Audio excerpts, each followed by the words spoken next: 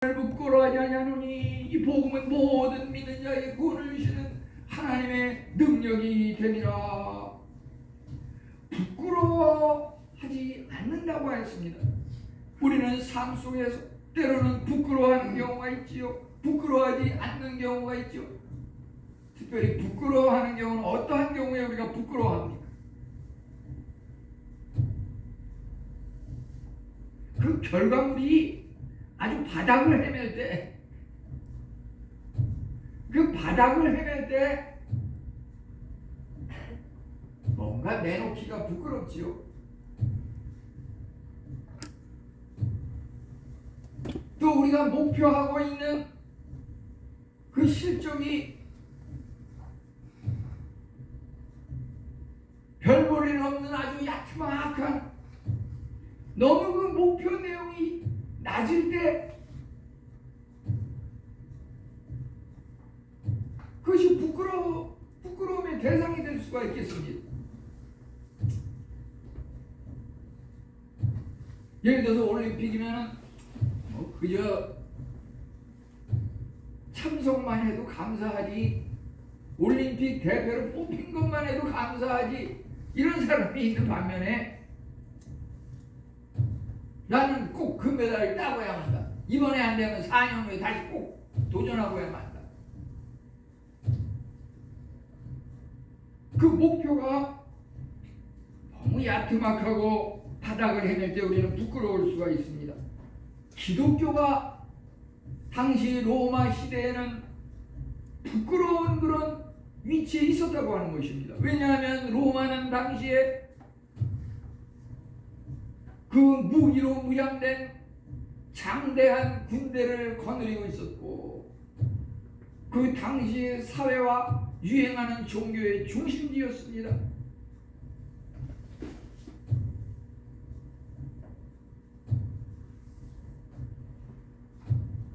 거기에 우리 콜로세움, 로마의 원형 경기장 콜로세움에서 얼마나 참으로 야만적인 지도자들이 노예를 갖다가 가지고 실용을 하고 동물을 간에 집어넣어서 사람을 잔인하게 집어삼키게 하고 하나의 오락 행위와 같은 그러한 것들이 그 원형 경기장에서 벌어지지 않았습니까?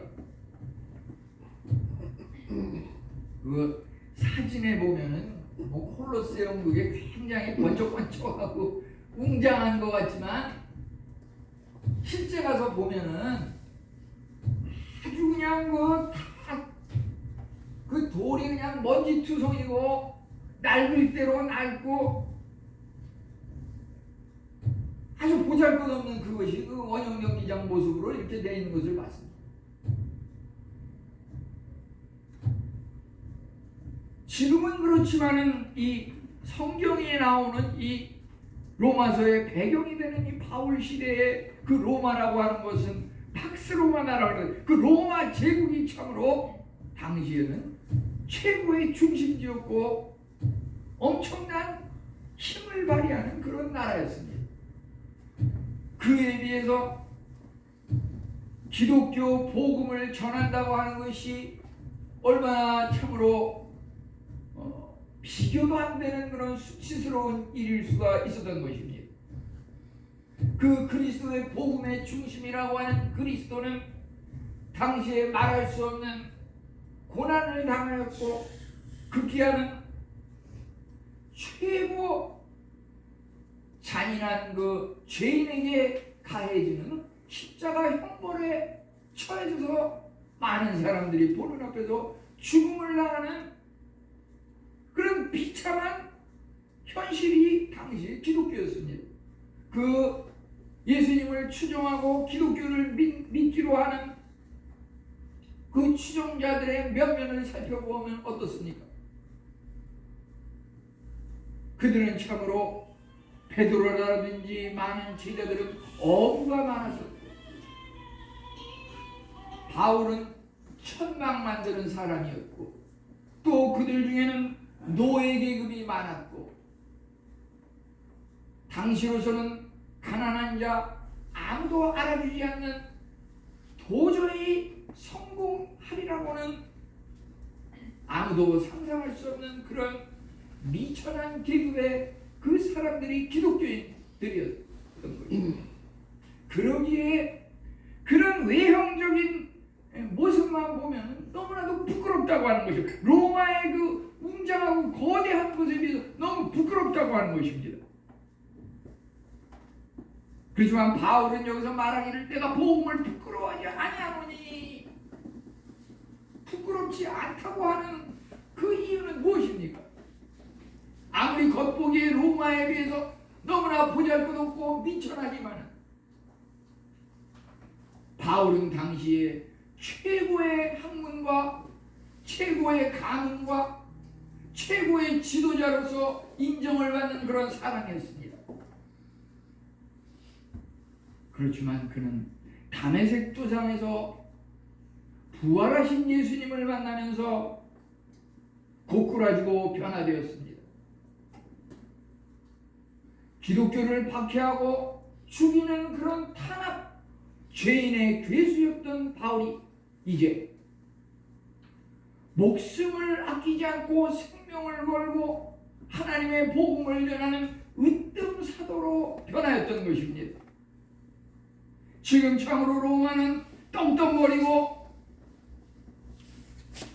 굉장한 중심적인 그런 영광의 문화를 자랑하지만은 그 내면 속을 들여다보니까 머지않아 이것이 멸망하고 없어질 것이라는 것이 바울의 눈에는 보였습니다. 그러기에 그는 나는 로마가 부끄럽지 않고 기독교 복음, 그리스도의 복음이 나에게 자랑스럽다고 이렇게 고백하고 있는 것입니다. 갈라디아 6장 14절은 말하기를, 바울은 고백하기를 예수 그리스도의 십자가 외에 결코 자랑할 일이 없다고 했습니다. 그가 복음을 부끄러워하지 않았을 뿐만 아니라 십자가 외에는 자랑할 것이 없다고 했습니다.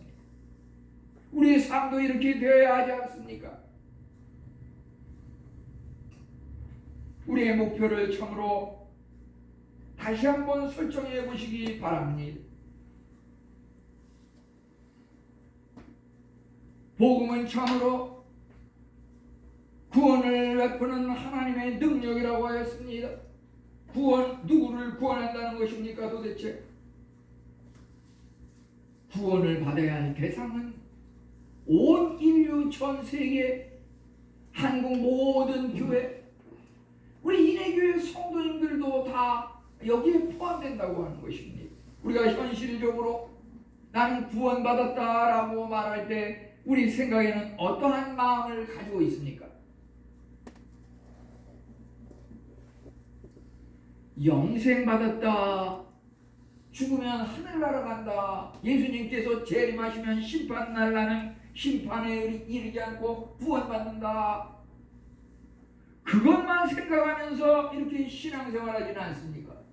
좋은 소망이고 우리에게 꼭 있어야 되는 그런 희망입니다. 하지만 그것만이 구원은 아니라고 하는 것입니다. 구원의 복음이라고 하는 것은 우리가 그 구원과 동일한 그 용어가 있습니다. 그것을 다시 한번 복습해 보면은 우리가 부름을 받았다고 하는 소명, 거듭난다고 하는, 다시 태어난다고 하는 중생, 회개하고 돌이킨다고 하는 그 회심, 믿음으로 구원 얻는다고 하는 그 믿음, 의롭다 칭함을 받는다고 하는 그 칭의, 예수님의 그 자녀가 된다고 하는 그 수양, 양자됨의 그 자녀됨의 은혜, 거룩함에 이르는 성화, 한 번 구원받은 자는 하나님께서 끝까지 붙게 붙들어서 책임지신다고 하는 그 견인이라고 하는 것, 이제 끝으로 우리는 최종적으로 하나님을 영화롭게 하는 그 영광의 자리에 들어선다고 하는 것입니다. 여기서 특별히 우리가 말씀드리고 싶은 것은, 여기서 다 중요하지만은 소명이라고 하는 것과 거룩이라고 하는 것, 그걸 한번 생각해 봅시다. 그것이 전부 구원하고 똑같은 말이라고 하는 것입니다. 예를 들어서 나는 구원 받았나? 구원 받았다. 믿으니까 천국 간다. 라고 하지만 소명받았다고 하는 문제에 있어서 내가 그런 행동을 하고 있는지, 하나님께 부르심을 받았다고 하는 것. 이 부르심이라고 하는 것은 영어에서는 콜링이라고 그러는데, 그것은 세상의 어떤 직업도 마찬가지로 콜링입니다. 하나님께서 우리를 믿음의 자리에 인의 교회로 불러주신 것도 그 소명이지만은, 교회 밖 세상에서 어떤 직업과 전문적인 그런 기술과 학문을 통해서 일하는 그러한 것들도 전부 하나님께서 불러주시는 그 소명과 연관된다고 하는 것입니다. 교회에서 우리가 재직으로 임명을 받고 그것에 걸맞는 그 책임을 수행하면서 신앙생활하는 이러한 것들이 소명받은 자로서의 그 신앙생활이라고 하는 것입니다. 주님께서 우리를 부르십니다. 예배의 자리에 부르십니다. 물론 가장 중요하고 기본적인 것은 오늘 이렇게 주일에 거룩한 안식일을 주일 성수하기 위해서 주님 전에 나와서 예배드리는 것 기본적인 것이지만은, 그것은 어떤 그 평신도 초신자들에게 다 똑같이 해당되는 것이고, 우리가 좀 더 소명을 받았다고 하면은 교회의 공예배를 하나님께서 우리를 부르십니다. 새벽 예배, 수요 예배, 금요 예배, 예배의 자리에 부르십니다. 그런데 이것이 보면은 장기간 비대면 예배로 이렇게 드렸던 그러한 문제점이 있기는 하지만, 이제 11월 초부터 다시 이제 대면 예배로, 현장 예배를 이렇게 전환을 해서 하는데, 한 달 동안은 뭔가 이것을 갖다가 추적 관찰하는 기간으로 해서 동영상 이런 것을 병행을 하고 있습니다. 그런데 보면 수요일이라든지 이런 때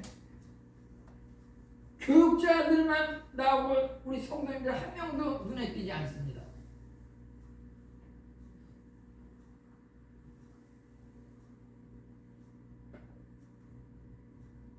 새벽 예배도 그렇습니다. 한 분이 나오면은 족합니다. 우리가 권사님으로 또는 안수 집사님으로, 집사님으로 이런 그 임명을 받은, 그 소명을 받았는데, 그것이 큰 부담으로 너무 힘들게 생각하지 마시고 기쁜 마음으로, 그것은 하나님께서 복의 자리에 초대하시는 그런 초대장을 우리에게 주신 거라고 생각하고, 그렇다고 해서 매주 매번 100% 나오라는 말은 아닙니다. 예를 들어서 매월 초하루 예배의 첫 주 1월 매월 1일에는 내가 새벽 예배에 참석한다. 수요일이면 수요일도 매번 나오면 물론 감사하겠지만은 하다못해 한 달에 한 번이라도 출석을 하든지, 그게 우리 소명받은 자로서의 그 신앙 삶이라고 볼 수가 있겠습니다. 그것이 구원이랑 똑같은 말이라고 하는 것입니다. 그 다음에 이 성화라고 하는 것, 거룩함에 이른다고 하는 것도 그렇습니다. 하나님께서 처음으로 마태복음 5장 48절에 하늘에 계신 너의 아버지의 온전하신 것 같이 너희도 온전하라. 우리가 하나님의 거룩함에, 온전함에 이르기 위해서 그렇게 신앙생활을 해야 하는 것입니다. 우리가 신앙생활을 온전함에 이르기 위해서 신앙생활을 할 때, 우리가 하나님 앞에 아뢰는 기도의 제목들이 100% 응답이 되는 것입니다. 우리 기도하면서 그저 10%만 응답되면 좋겠다 이런 마음으로 기도하십니까? 성화라고 하는 것, 거룩해진다고 하는 것, 그 개념이 전부 구원이랑 일치되는 말입니다. 우리는 구원받았냐 그러면 구원받았습니다. 말은 하지만 전혀 성화에 이르지 못하고 소명감이 없이 그저 그냥 시계추처럼 다람쥐처럼 왔다 갔다 그래서는 안 된다고 하는 것입니다. 예, 죄인과 불신자들이 구원의 대상입니다. 죄의 부패로부터, 비난으로부터, 형벌과 심판으로부터, 악한 열정에서, 분노로부터 우리를 구원해 주신다고 하는 것입니다. 분노로부터 구원이라고 하는 이러한 것들이, 우리가 예를 들어서 말이죠, 하나님은 영적인 세계의 하나님이고 영적인 병만 치료하고 육신의 이런 질병과 문제는 아무 관계가 없는 걸로, 그건 세상에 의사가 취급하는 걸로 그렇게 오해하기가 쉽습니다. 그렇지 않다고 하는 것입니다. 여호와 라파의 하나님이라고 하는 것은 몸의, 마음의, 영혼의, 사회적인 그 모든 것들을 다스리는 그 하나님, 치료하시는 하나님이라고 하는 것입니다. 분노를 다스리지 못함으로 화기가 치받쳐 올라오면 머리가 아프면서 혈압이 올라갑니다. 머리가 안정이 안 되면 당뇨병 수치가 올라갑니다. 머리가 막지 않으면 걸어가다가 갑자기 픽 쓰러지기도 합니다. 우리가 하나님의 은혜로 분노의 그 마음을 조절할 수 있다고 하면 혈압이 안정됩니다. 마음의 기쁨이 충만하면 모든 사람의 그 감정이라고 하는 것, 7가지 감정이 있는데, 분노를 한다든지, 지나치게 희희낙낙한다든지, 생각을 너무 골몰이 한다든지, 근심 걱정이 많다든지, 슬퍼한다든지, 놀래기를 잘한다든지, 공포에 시달린다든지, 이 모든 감정이 우리 인간의 몸에 신체적인 장애를 일으키는데, 여기서 특별히 기쁨이라고 하는 것, 즐거움이라고 하는 것, 그것은 모든 병을 치료한다고 하는 것입니다. 기쁨이 넘치면 사람이 그 뭉친 것이 풀립니다. 몸 안에서 암덩어리, 암세포가 덩어리인 것이 풀립니다. 거기에 엔돌핀이라든지 몸의 그 질병을 치료하는 그 요소들이 생성이 되면서 우리가 어떤 주사라든지 마취제라든지 일시적으로 통증을 잊을 수는 있지만 그 유효 시간이 지나면 다시 또 아픕니다. 우리 하나님을 믿는 그 기쁨과 즐거움의 회복이라고 하는 것은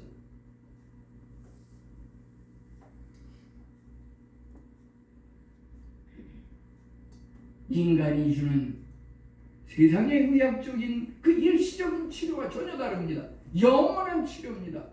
우리가 늘 성령 충만함으로 9가지 열매, 첫 번째가 사랑, 그 다음이 희락, 그 기쁨이지 않습니까? 성령의 열매로 기쁨이 있으면 그 분노라든지 이런 건 성령의 열매가 아닙니다. 인내하고 참고 오래 참으면서 견디는 것, 마음을 차지하고 겉으로 화내지 않는 것, 이러한 것들이 우리를 건강하게 하고 치료하게 하고 약으로부터 끊게 한다고 하는 것입니다. 우리는 참으로 눌린 자, 절망, 불치병자로부터 구원을 받을 수가 있습니다. 당시에 참으로 기독교가 없는 그 세계라고 하는 것은 너무나 큰 그 빈부의 귀천이 있었고 사회적인 그 계급의 그런 제도가 차별이 있었고 노예들에 대해서 사람 취급하지 않는 그러한 것들이 있었고, 그렇지만 예를 들어서 미국의 아브라함 링컨 대통령 같은 경우는 노예제도의 그 해방을 기독교적인 그 생각에 기반하여서 노예 해방을 실천하지 않았습니까?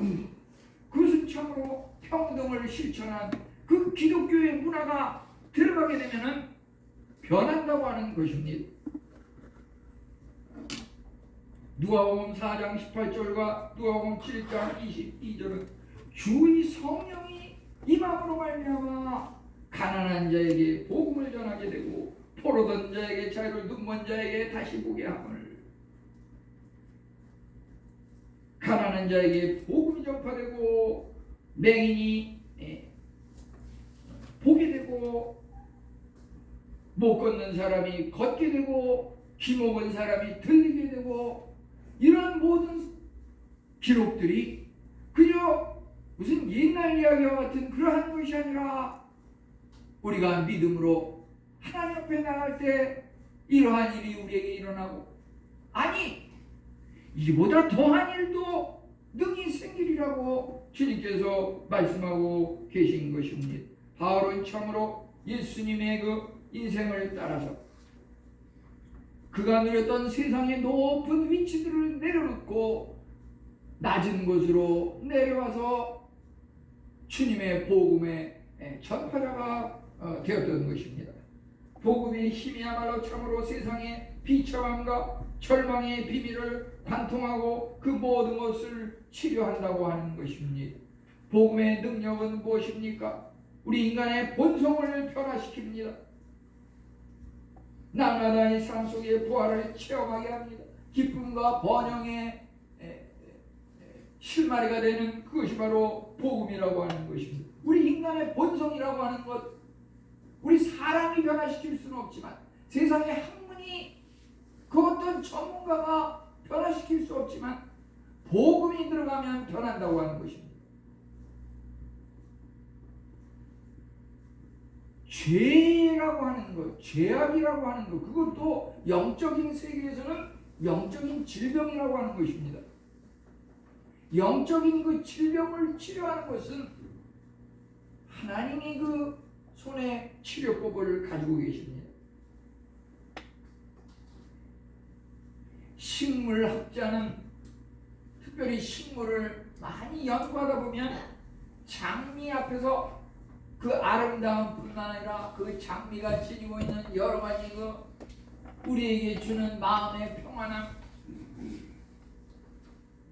그것이 또한 발휘하는 어떤 마음의 평안과 치료의 효과, 우리를 끌어당기는 그 매력이라고 하는 것이 식물학자에게는 너무나도 귀한 것입니다. 그것이 참으로 다이아몬드와 루비 앞에서 금전적으로 따지면 다이아몬드와 루비가 더 훨씬 비싸겠지만, 식물학자가 볼 때는 장미가 더 귀하고 그것이 결코 사사하거나 부끄러운 것이 아니라고 하는 것입니다. 그가 생각할 때는 다이아몬드나 루비보다도 장미의 한 송이가 더 귀하게 느껴진다고 하는 것입니다. 사람은 저마다 특색이 있습니다. 하나님께서 우리 인간을 만드실 때 하나님의 형상을 따라 지으셨습니다. 세상 모든 사람들이 하나님의 형상을 따라 지음받았다고 하는 것은 저마다 특색과 세상 그 누구도 지니지 않은 그런 장점을 가지고 있다고 하는 것입니다. 그래서 우리 기독교인들은 결코 열등감을 가질 필요도 없고 누구랑 비교해가지고 너무 교만해서도 잘못된 것입니다. 우리는 주어진 것들에 대해서 하나님의 뜻이, 하나님의 형상이, 하나님의 은혜가 거기에 주어진 것을 생각하고서 늘 감사한 마음으로 살아가야 할 것입니다. 참으로 사탄은 우리를 포로로, 우리를 절망 가운데 자꾸 붙잡아 매지만, 우리가 그리스도를 믿을 때 그리스도는 참으로 사탄을 물리치고 승리하셨던, 십자가 죽음에서 부활 승리하셨던 그분이 아닙니까? 우리가 이 십자가와 부활을 생각할 때 그 복음이라고 하는 것이 장차 심판날에 임할 어떤 형벌과 그러한 것으로부터 벗어나는 그러한 것만 생각할 것이 아니라고 하는 것은 날마다의 삶 속에서, 현재의 삶 속에서 부활을 체험하면서 사는 것이 중요하다고 하는 것입니다. 그 위대한 사도 바울은 날마다 죽는다고 하였습니다. 우리는 참으로 날마다 매 순간 복음의 그 능력은 참으로 다이나마이트와 같은데, 그 다이나마이트와 같은 그 능력이 우리에게 임하면 우리의 자아가 폭발돼서 죽어버리고 이제 그리스도 안에서 새로운 피조물로 다시 태어날 수 있다고 하는 것입니다. 구원받은 자의 그 삶과 생각이라고 하는 것은 천국을 미리 맛보는 그런 인생이라고 하는 것입니다. 마태복음 12장 28절, 내 이름으로 귀신을 쫓는 자는 하나님 나라가 이미 임하였느니라. 내가 사는 삶은, 이 몸은 그저 경기도에서 성남에서 왔다리 갔다리 하지만은 내 영은 참으로 하늘나라의 시민으로서 천국의 비밀을 미리 맛봄의 그런 삶을 산다고 하는 것입니다. 우리 믿는 자의 삶과 생각이 불신자들의 그 삶과 생각과 도저히 비교할 수 없는 그런 탁월함이 있다고 하는 것입니다. 인간의 죄와 타락을 그리스도의 십자가에 못 박아 속죄하고 죽음과 부활함으로 새로운 피조물로 다시 태어나게 됩니다. 복음이라고 하는 것은 우리가 바다에서 밀려오는 파도에서 주위에 아무것도 없는데 그 유일한 그 판자 조각, 그것을 붙잡으면 빠지지 않고 생명을 건질 수 있는 그 유일한 판자와 같은 것이 그리스도의 복음이라고 하는 것입니다. 그것을 붙잡으면 사는데, 그것을 놓치게 되면 우리는 그 파도가 휩쓸려 올 때 죽음으로 말할 수 없는 멸망의 길로 빠져들어갈 수밖에 없다고 하는 것입니다.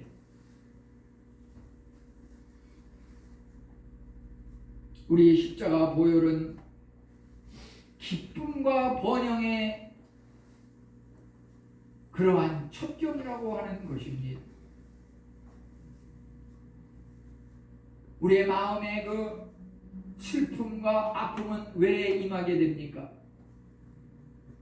그 원인은 근본적으로 죄 문제 때문에 생길 수가 있다고 하는 것입니다. 죄로 인해서 마음이 상한 그 아픔이라고 하는 것은 오직 예수 그리스도의 십자가 보혈로 용서 받을 때 그 상한 심령을 치료받고 그 슬픔, 상한 심령이 기쁨을 회복할 수 있다고 하는 것입니다.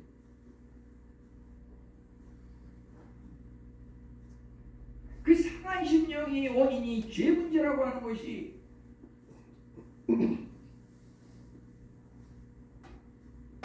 그것이 너무 지나치게 기독교적인 그런 걸로만 몰아가는 것은 아닌가 이렇게 의심할 수도 있겠지만, 실제적으로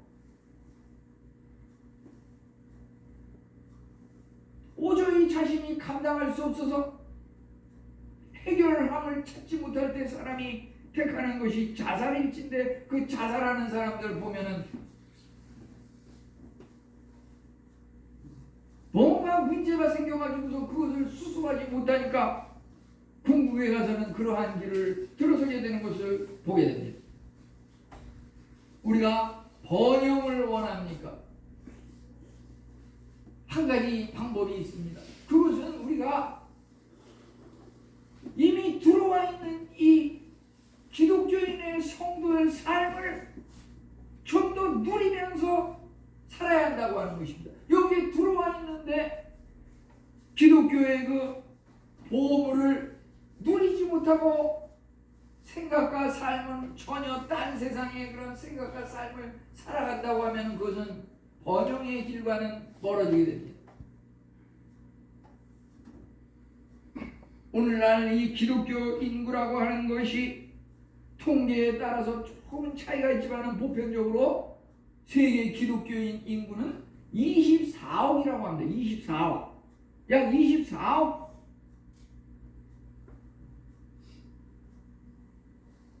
지금 2021년에 24억 인구가 기독교인이라고 하는데 말이요. 그 출발 당시에 어땠습니까? 12명의 제자부터 시작했습니다. 12명의 제자.